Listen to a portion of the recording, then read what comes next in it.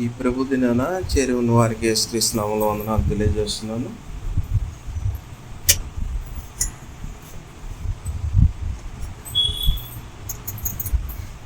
ప్రత్యేకించి ఈ సమయంలో ప్రభు అయిన యేసుక్రీస్తు ఆయన జీవించిన దినాల్లో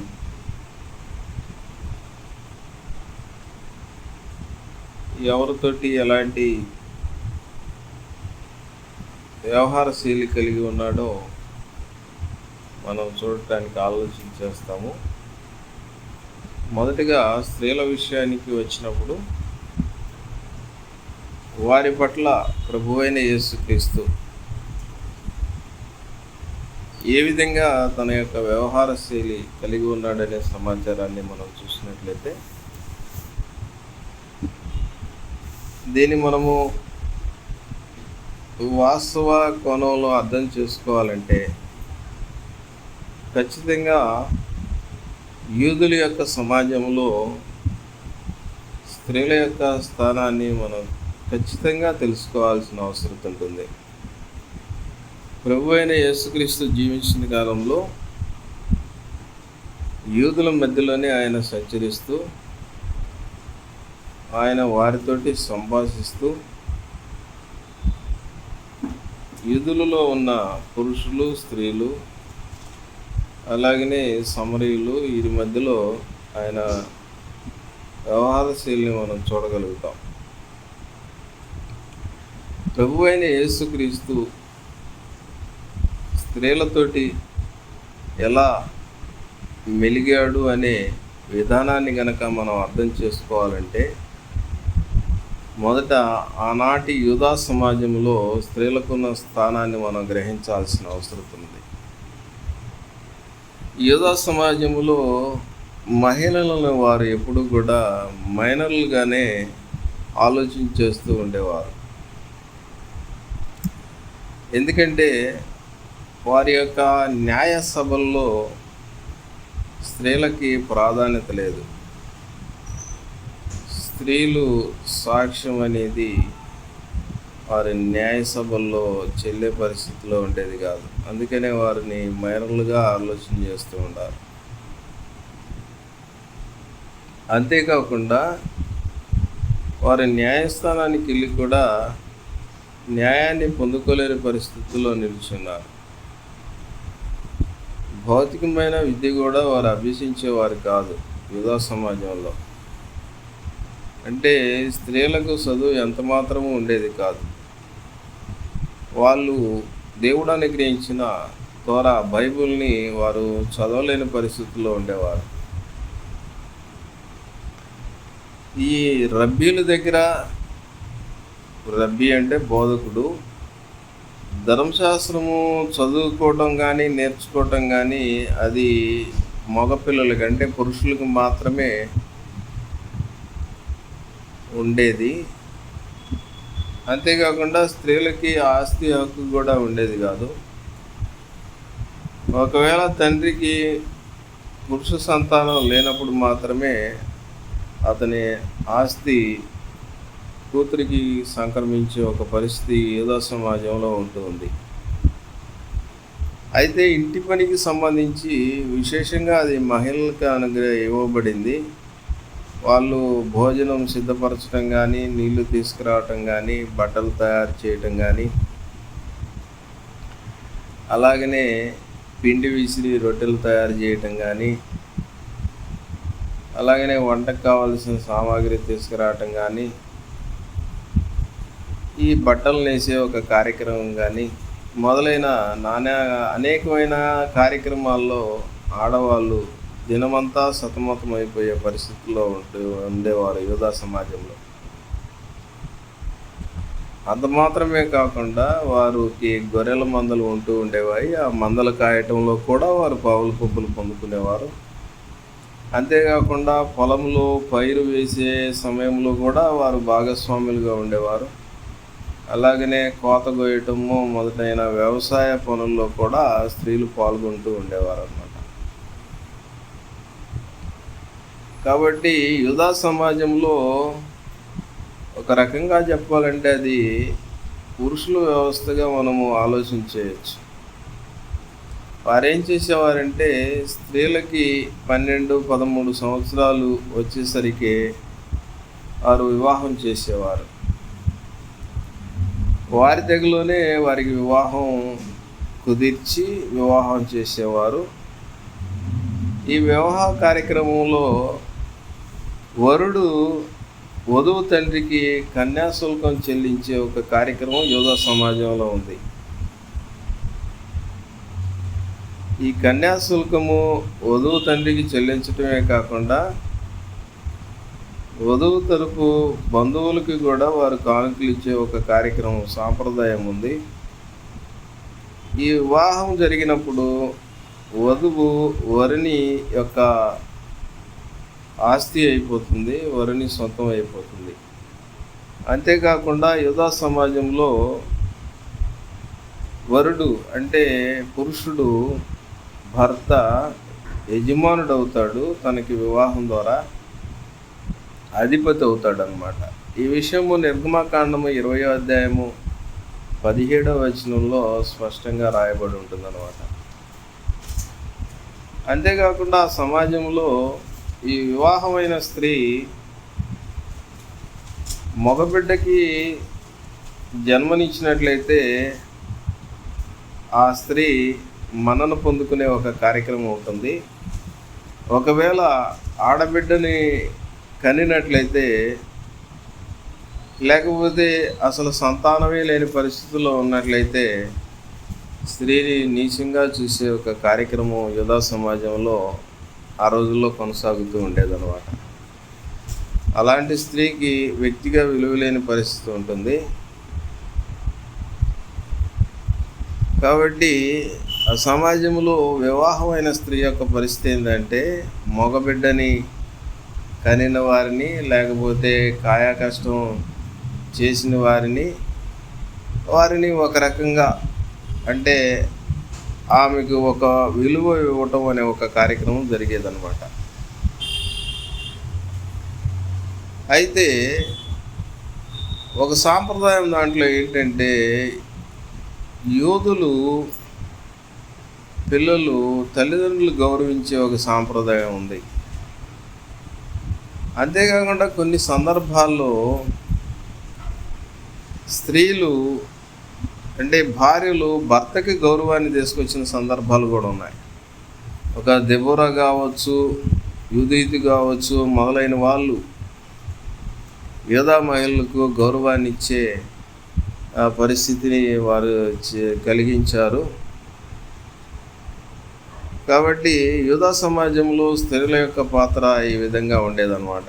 మొదట్లో యూదులందరూ కూడా ఏకపత్ని పురుషులే, అంటే ఒక స్త్రీని మాత్రమే వివాహం చేసుకునేవారు. కానీ కాలక్రమేణా బహుభార్యాతత్వం వ్యాప్తిలోనికి వచ్చింది. ఎందుకంటే సంపన్నులైన వారు, ధనికులైన వారు పురుషులు ఏం చేసేవారంటే సొంత భార్యలతోటి పాటుగా ఉపపత్తులను కూడా ఏర్పాటు చేసుకునేవారు. వీళ్ళు ఉంపుడు గొత్తులు కాదు, నిజమైన భార్యలే. కానీ నిజమైన భార్యకు ఉపపత్తులకు ఉన్న వ్యత్యాసం ఏంటంటే ఉపపత్తుని పిల్లలు వారసత్వ హక్కు కలిగిన వారు కాదనమాట. సొంత భార్యకి జన్మించిన వారే వారసత్వ హక్కు కలిగిన వారు ఆ స్త్రీకి. అలాగనే యూదా సమాజంలో ఇంకొక కార్యక్రమం కూడా ఉంది స్త్రీల పట్ల.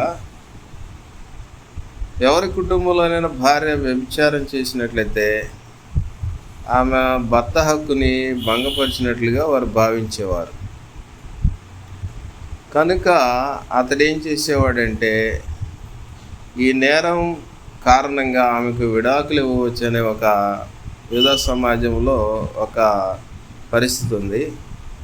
ఈ సందర్భంలో అతడు విడాకులు ఇచ్చి ఆమెను ఇంటి నుండి పంపివేయవచ్చు. ఒకవేళ భర్త వ్యభిచారం చేసినట్లయితే, భార్య హక్కుని భంగపరిచినట్లయితే అలాంటి పరిస్థితులు అసలు ఆమెకు హక్కులే లేవు అనే పరిస్థితి ఉండేది. అంతేకాకుండా యూదా సమాజంలో పురుషుడు కన్యతో వ్యభిచరిస్తే అది నేరంగా పరిగణించబడేది కాదు. ఎందుకంటే ఆమెకు భర్త లేడు కనుక పురుషుని హక్కులకే భంగం కలగదు. కాబట్టి మగాళ్ళకే కానీ ఆడవాళ్ళకు విడాకులు ఇచ్చే అధికారం లేదు యూదా సమాజంలో.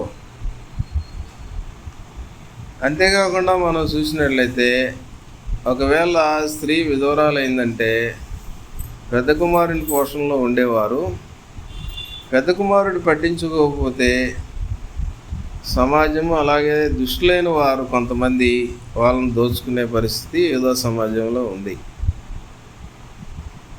అయితే కొంత మటుకి వారికి స్వేచ్ఛ ఉన్న దాఖలాలు కూడా మనం చూడగలుగుతాము. ఎలాంటి స్వేచ్ఛ అంటే వారు ప్రత్యేకమైన వస్త్రధారణ కలిగి ఉండి వారు సంచరిస్తూ ఉండవలసిన అవసరం ఉంటుంది. దాన్ని పరదా అంటే ముసుగు వేసుకోవటం, ఇలాంటి పరిస్థితుల్లో సంచరించాలి. కొంత స్వేచ్ఛ ఉండేది. ఈ పరదా లేకుండా ఇరుగు పొరుగు ఇళ్ళకి వెళ్ళవచ్చు, స్వేచ్ఛగా పొలం పనికి పోవచ్చు, పండగల్లో పాటలు పాడవచ్చు పరదా లేకుండా. అలాగనే నాట్యం చేయవచ్చు, దేవాలయంలో కానుకలు అర్పించవచ్చు, నైవేద్యాలను కూడా అంగీకరించవచ్చు. కానీ భర్త అనుమతి లేనిదే భార్య ఏ వ్రతాలు కూడా చేపట్టకూడదు. అయితే బబులోను చెరకు వెళ్ళిన తర్వాత వారు తిరిగి వచ్చిన తర్వాత ఈ యూదా స్త్రీలు ఇల్లు విడిచి బయటికి వెళ్ళేటప్పుడు ఖచ్చితంగా పరదా ధరించాలనే ఒక నియమాన్ని వారు ఏర్పాటు చేశారు. ఈ బబులోను చెర నుంచి వచ్చిన తర్వాతనే విజ్ఞాన గ్రంథాలు వారు రచించడం జరిగింది. ఈ గ్రంథాల్లో ప్రత్యేకించి మనం చూసినట్లయితే ఈ పురుషుల్ని వారు చెడగొట్టేవారుగా స్త్రీలను వర్ణించడం జరిగింది. అలాగా వర్ణించిన దాఖలాలు గ్రంథాల్లో కొన్ని కనపడుతూ ఉంటాయి. యువకులైన వారు స్త్రీల వలల్లో చిక్కుకోకూడదని పదే హెచ్చరించే ఒక కార్యక్రమం సామెతల గ్రంథము 6వ అధ్యాయంలో కావచ్చు, 23వ వచనం, 35వ వచనం కావచ్చు, 7వ అధ్యాయము 5వ వచనం కావచ్చు, 27 కావచ్చు, ఇలాంటి సంగతులు వారు రాయటం జరిగింది. అంతేకాకుండా జకర్యా ప్రవక్త కూడా దుష్టత్వం అంతా కూడా స్త్రీలకు సంబంధించింది అనేట్టు గ్రంథస్థం చేయడం జరిగింది. జకర్యా గ్రంథం 5వ అధ్యాయము 5వ వచనం కానుండి 7వ వచనం దాకా ఈ సమాచారం రాయబడం.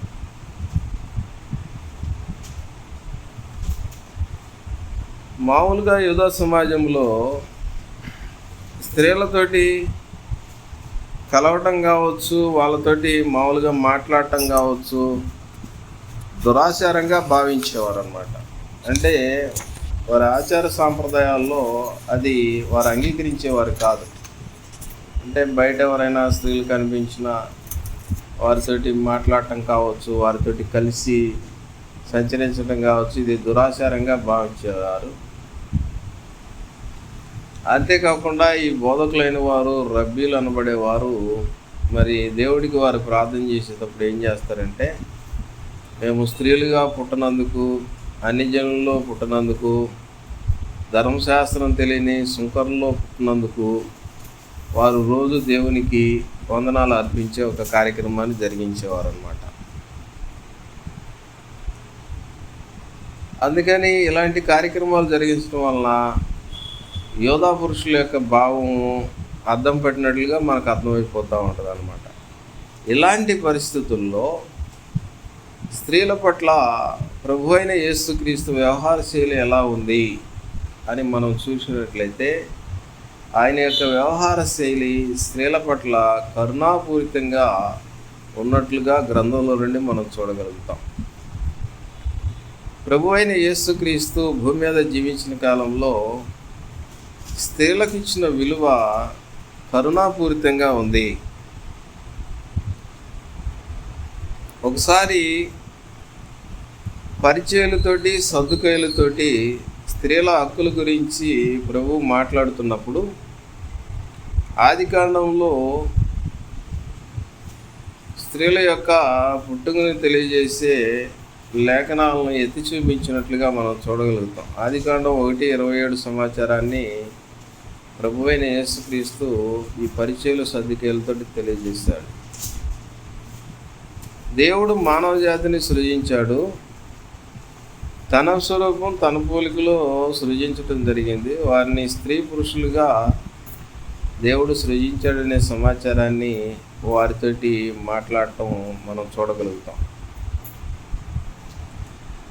అంటే ప్రభు యొక్క ఉద్దేశం ఏంటంటే స్త్రీ పురుషులకు వేరుగా లేదు, పురుషుడు స్త్రీకి వేరుగా లేడు. వారి యొక్క ధర్మాలను బట్టి దేవుడు ఇరువురిని సమానంగానే చూస్తున్నాడనే విషయాన్ని అక్కడ నొక్కి ఒక్కానించి తెప్పినట్లుగా మనం చూడగలుగుతాం. ఎందుకంటే వారిద్దరిలో కూడా దేవుని యొక్క పోలిక, దేవుని యొక్క స్వభావం వారిద్దరిలో ఉంది అనే సమాచారాన్ని తెలియజేశాడు. స్త్రీ పురుషుని కొరకు లేదు, పురుషుని తర్వాత పుట్టలేదు. పురుషుడు పుట్టినప్పుడే తాను పుట్టింది కనుక వాళ్ళిద్దరికీ ఒకటే విలువ, ఒకటే స్వేచ్ఛ. వారిద్దరూ ఒకరితో ఒకరు సహకరిస్తూ పరస్పర ఐక్యభావంతో ప్రేమభావంతో జీవించాలని,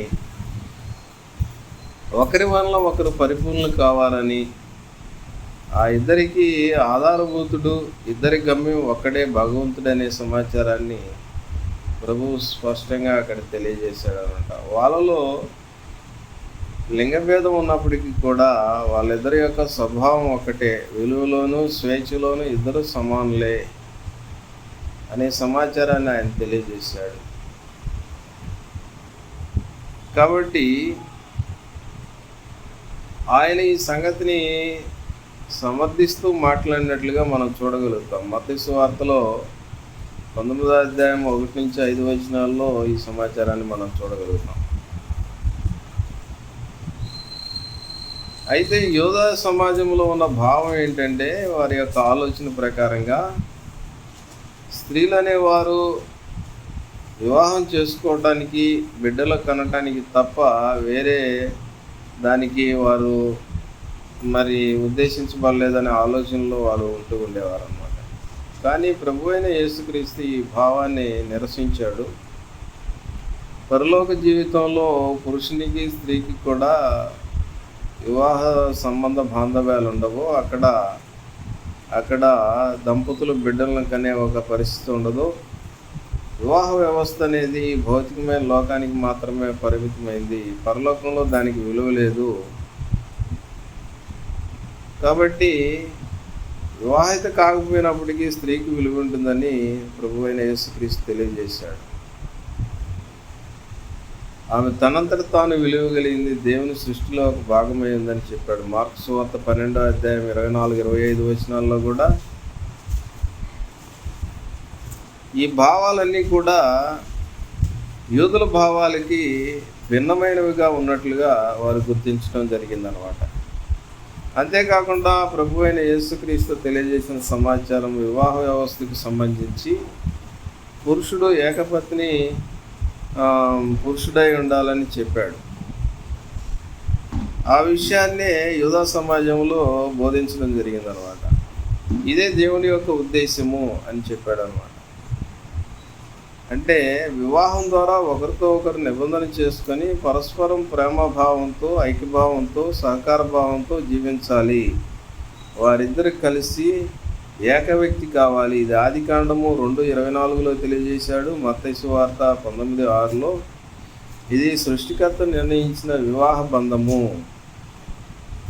ఈ బంధాన్ని నరమాతృలు ఎవరు కూడా త్రెంచివేయకూడదు, అనగా విడాకులు పనికిరావు అనే విషయాన్ని స్పష్టంగా ప్రభు అయిన యేసుక్రీస్తు తెలియజేశాడు. ఈ సందర్భంలోనే పరిచయులు ఏం చేశారంటే, మోషే పరిత్యాగ పత్రాన్ని భార్యకు అంటే విడాకులు ఇవ్వవచ్చు అంగీకరించాడు కదా అని ఆయన్ని ప్రశ్నించారు. దానికి జవాబుగా ప్రభువు మీ హృదయ కాఠిన్యాన్ని బట్టి మోషే విడాకులను అంగీకరించాడు, కానీ సృష్టాదిలోని ఈ పద్ధతి లేదని చెప్పాడు. ఎందుకంటే యోధులు స్త్రీలను క్రూరంగా హింసించేవారు. పురుషుల నుండి బాధలను భరించటి కంటే స్త్రీకు విడాకులే మేలు అన్న తలంపుతో మోషే ఈ పరిత్యాగ పత్రాన్ని అంగీకరించాడనే విషయాన్ని ప్రభువు అక్కడ ఆయన ఆ యొక్క మాట ద్వారా అర్థాన్ని తెలియజేశాడనమాట. అంతేగాని విడాకులు తీసుకోవడం అనేది దేవుని చిత్తం కాదు. మోషే పురుషుల యొక్క దుష్టత్వాన్ని బట్టి ఇది పుట్టిన దురాచారము అని తెలియజేశాడు. అంతేకాకుండా ఏం చెప్పాడంటే, మోషే విడాకులను అంగీకరించిన మాట వాస్తవమే. దేనికి అంగీకరించాడంటే, పురుషుల యొక్క క్రూరంగా హింసించే పరిస్థితిలో ఉన్నప్పుడు వారి నుండి వేరు కావడమే ఆ స్త్రీకి మేలనే ఉద్దేశంతో ఆ సమాచారాన్ని చెప్పాడని చెప్పడమే కాకుండా, ఈ విడాకులు తీసుకున్న పురుషుడు తిరిగి వివాహం చేసుకోకూడదు, మళ్ళీ అన్యులను పెళ్ళాడితే అది వ్యభిచారం అనే సమాచారాన్ని కూడా చెప్పాడు. మత్తయి సువార్త 19వ అధ్యాయం 7-9 వచనాల్లో. కాబట్టి క్రీస్తు ఆనాడు యూదా సమాజంలో స్త్రీలకు ఆదరణ లేదని చెప్పడమే కాకుండా, ఆయన ఏం చేశాడంటే కొంతమంది ఉత్తమమైన స్త్రీలను ఆయనతో పాటుగా సంచరించినట్లుగా మనం చూడగలుగుతాం. ఆయనతో పాటు వారు వెళ్తూ ఉండేవారు. అంతేకాకుండా ఆ స్త్రీలు తమ సొంత డబ్బులు హెచ్చించి ప్రభు అయిన యేసుక్రీస్తు తర్వాత ఆయన యొక్క శిష్యులకి భోజన అవసరాలు వారు తీర్చేవాళ్ళు. వీరిలో హెరోదు గృహ నిర్వాహకుడైన పూజ అనే వాని భార్య అయిన యోహన్నా అనే ఒక స్త్రీ చాలా ప్రాముఖ్యంగా గ్రంథంలో తెలియజేయబడింది. ఏమో సంపన్న వర్గానికి సంబంధించింది. లోకాసు వార్త 8వ అధ్యాయము 1-3 వచనాల్లో ఈ సమాచారం రాయబడుతుంది అన్నమాట. వారందరినీ కూడా ప్రభు చాలా ఆదరణతోటి చూసేవాడు. స్త్రీలకి భౌతికమైన విద్య కావచ్చు, లేకపోతే ఆత్మ సంబంధమైన విద్య కావచ్చు, బొత్తిగా లేని ఆ రోజుల్లో ప్రభు అయిన యేసుక్రీస్తు స్వయంగా వారికి కొన్ని సంగతులు తెలియజేస్తూ బైబిల్కి సంబంధించిన సంగతులను వారికి నేర్పుతూ ఉండేవాడు అనమాట.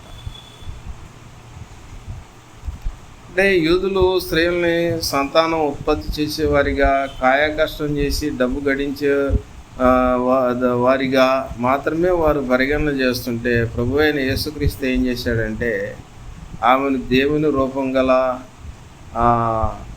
అలాగనే దేవుని యొక్క స్వరూపము, దేవుని యొక్క పోలిక కలిగిన వ్యక్తిగా ఆయన గుర్తించాడు.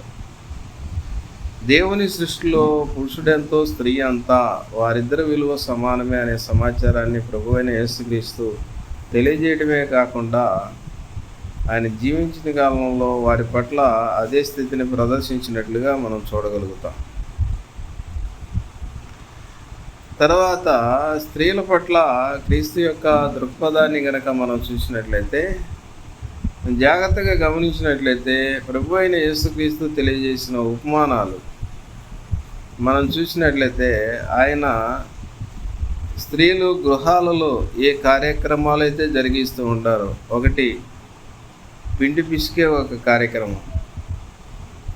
ప్రభు ఏం చేశాడంటే దేవుడి రాజ్య వ్యాప్తికి సంబంధించి పులియబెట్టిన పిండిని ఉపమానంగా తీసుకొని వచ్చి సమాచారాన్ని చెప్పడం జరిగిందనమాట.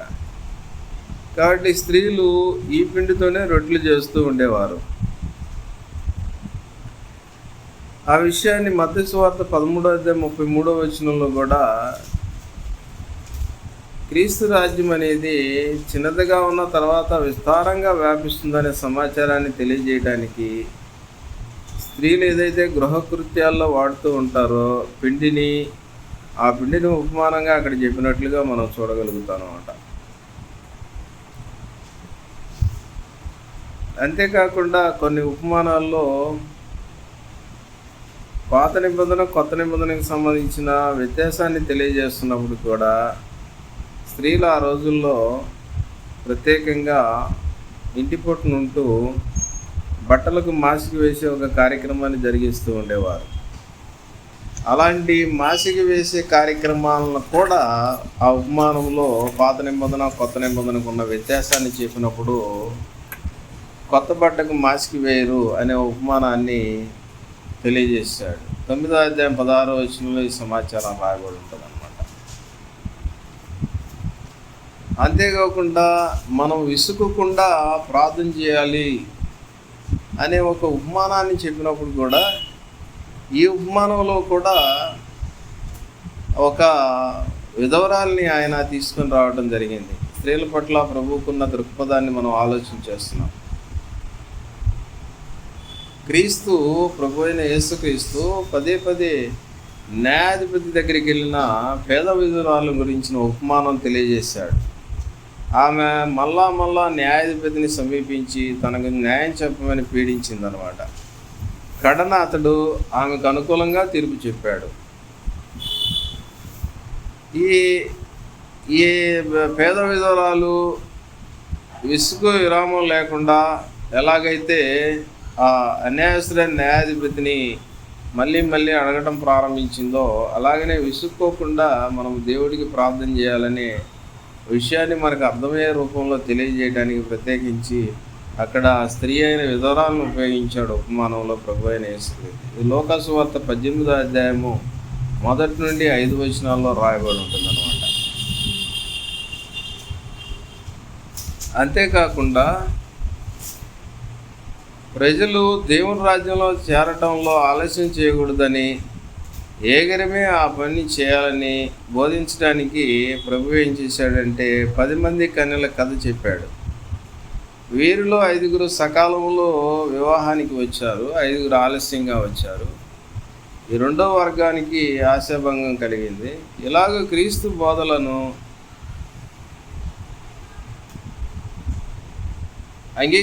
సత్వరమే అంగీకరించిన యూదులకు కూడా ఆశాభంగం కలుగుతుందనే భావం అన్నమాట.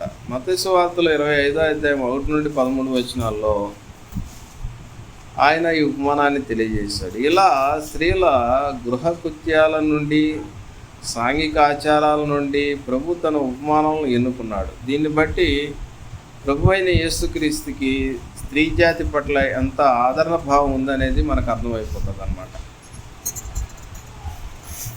అంతేకాకుండా ప్రభు అయిన యేసుక్రీస్తు మరి యూదులకి భిన్నంగా బహిరంగ ప్రదేశాల్లో కూడా స్త్రీలతోటి సంభాషించడమే కాకుండా వారితోటి సంచరించినట్లుగా మనం చూడగలుగుతాం. ఒకసారి స్త్రీలు తమ పసిబిడ్డల్ని క్రీస్తు దగ్గరికి తీసుకొని వచ్చారు. ఆ బిడ్డలను దీవించమని అడిగారు.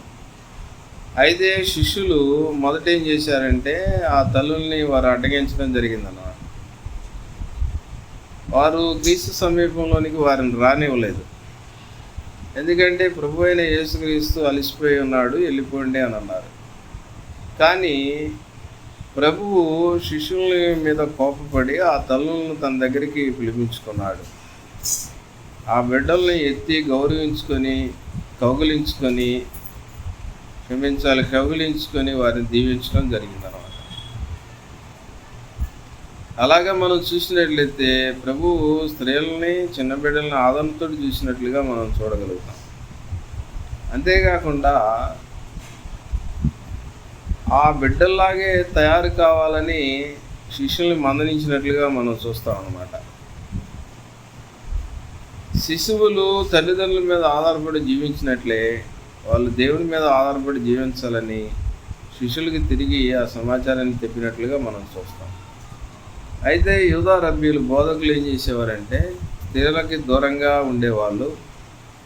అయితే దీనికి భిన్నంగా ప్రభు అయిన యేసుక్రీస్తు స్త్రీలతోటి కలిసేవాడు అనమాట. కలిసి వారితో మాట్లాడాడు. మార్కు సువార్త 10వ అధ్యాయము 13 నుంచి 16 వచనాల్లో ఈ సమాచారం రాయబడి ఉంటుంది అన్నమాట.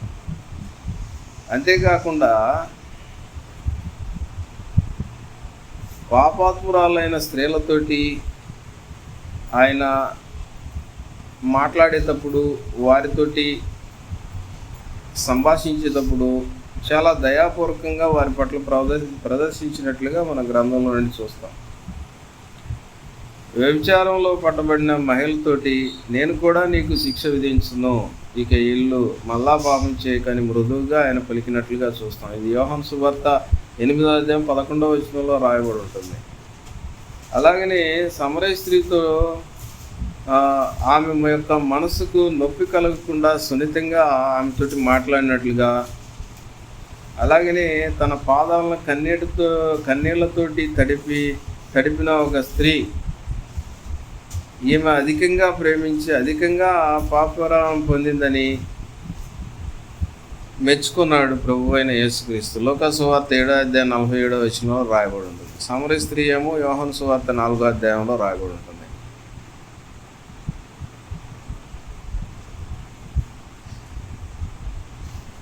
కాబట్టి వారు కూడా చాలా ముఖ్యమైన వారే అనే ఆలోచనతోటి ప్రభు వారితోటి మసులుకున్నట్లుగా మనం చూడగలుగుతాం. ఎందుకంటే రబ్బీలు ఆ రోజుల్లో బహిరంగంగా స్త్రీలతోటి మాట్లాడేవారు కాదు.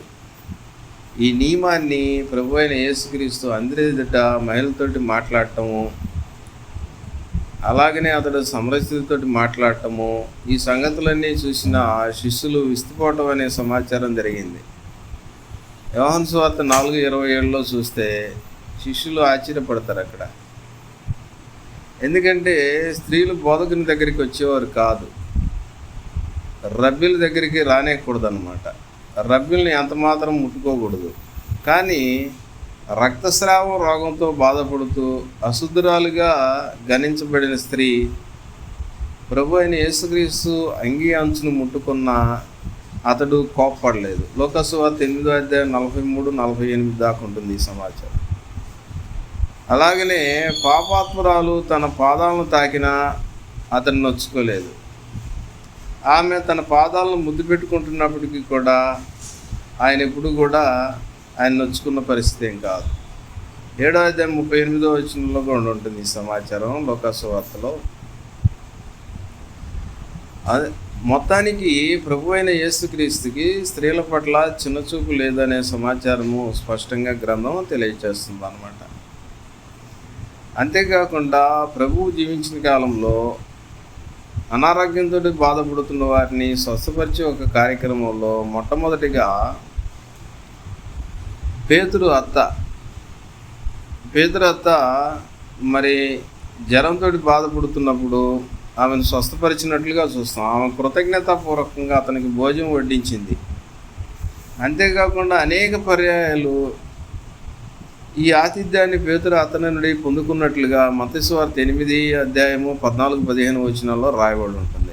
అలాగనే అతడు బెతనియా గ్రామంలో వచ్చినప్పుడు మరియా మార్తల ఇంట్లో కూడా ఆతిథ్యం పుచ్చుకున్నట్లుగా లూకా సువార్త 10వ అధ్యాయం 38-42 వచనాల్లో రాయబడి ఉంటుంది అన్నమాట.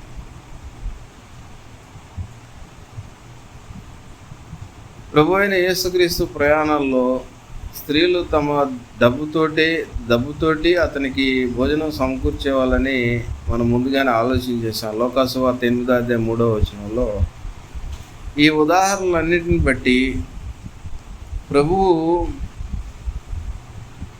స్త్రీలతోటి సులువుగా కలిసేవాడని, వారు భోజనం పెట్టినప్పుడు అందరితోటి కలిసి భోజనం చేసేవాడనే సమాచారాన్ని మనం చక్కగా చూడవచ్చు దేవుని గ్రంథంలో నుంచి. అంతేకాకుండా స్త్రీలను సమర్థించడం, వారిని ప్రశంసించడం అనే కార్యక్రమాన్ని కూడా ఆయన చేశాడు. యూదా సమయంలో స్త్రీలకు చాలా అన్యాయం జరుగుతూ ఉండేది. అందుకని స్త్రీల పక్షంగా ప్రభువు మాట్లాడినట్లుగా మనం చూడగలుగుతాం. వారిని మెచ్చుకున్నాడు చాలాసార్లు. ఒకసారి తప్పు చేసిన స్త్రీని సమర్థించాడు కూడా. వ్యభిచారంలో పట్టబడిన స్త్రీ యూదులు రాళ్ళతో కొట్టి చంపాలని సిద్ధమైనప్పుడు మీలో తప్పులేని వాడు ఆమె మీద మొదట రాయేయండి అన్నాడు. ఎవడో ఆమె మీద రాయి విసరడానికి సాహసించలేదు. ఇక్కడ క్రీస్తు ఆమె పాపాన్ని సమర్థించలేదు, కానీ ఆ పాపాత్మురాల్ని సమర్థించాడు. అంటే పాపాన్ని సమర్థించలా, కరుణతో ఆమె తప్పిదాన్ని మన్నించాడు. కానీ యూదులు పాపాలను మాత్రము వేలెత్తి చూపడం అనే ఒక కార్యక్రమము యోహాను సువార్త 8వ అధ్యాయము 7వ వచనం కానండి 11వ వచనం కాడ మనం చూడగలుగుతాం. సీమోను ఇంట్లో కూడా క్రీస్తు పాదాలకు పరిమళ ద్రవ్యాలను పూసిన వ్యభిచారిణి మరియు ఆమె యొక్క కథను మనం చూసినట్లయితే సీమోను ఆమెను చూసి పాపినిగా గణించి ఖండించాడు. కానీ క్రీస్తు ఆమెను సమర్థించాడు. ఆమె అంతకుముందే క్రీస్తు యొక్క బోధను విన్నది, విశ్వసించింది. సీమోను విశ్వసించిన వాడు కాదు. ఆమె పశ్చాత్తాపడటం వల్ల ప్రభు ఆమె పాపాలు మన్నించినట్లుగా చూడగలుగుతాం అన్నమాట. ఇలాగా వగేరా సమాచారాలు మనం గ్రంథంలో నుండి చూడగలుగుతాం. సమయము లేదు కనుక ఈ సంగతులను నేను ముగిస్తున్నాను. కాబట్టి ప్రభువైన యేసుక్రీస్తు జీవించిన కాలంలో స్త్రీల పట్ల ఆయన వ్యవహార శైలి ఎలా ఉందంటే కొన్ని సంగతులే మనం ఆలోచించేసాం. ఒక యుధరాలి కుమారుడు మరణించినప్పుడు స్త్రీల పట్ల ఎంతో ప్రేమను చూపించి, కరుణించి, ఆదరించి ఆ కుమారుని బ్రతికించి తిరిగి ఆమెకు అప్పగించడంలో మనం చూడగలుగుతాం. ఇలాగా అనేకమైన సంగతులు యూదా సమాజానికి వేరుగా వారు ఏర్పాటు చేసుకున్న ఆచార వ్యవహారాలకు వేరుగా ఆయన ప్రవర్తించినట్లుగా గ్రంథంలో నుండి మనం చూడగలుగుతాం.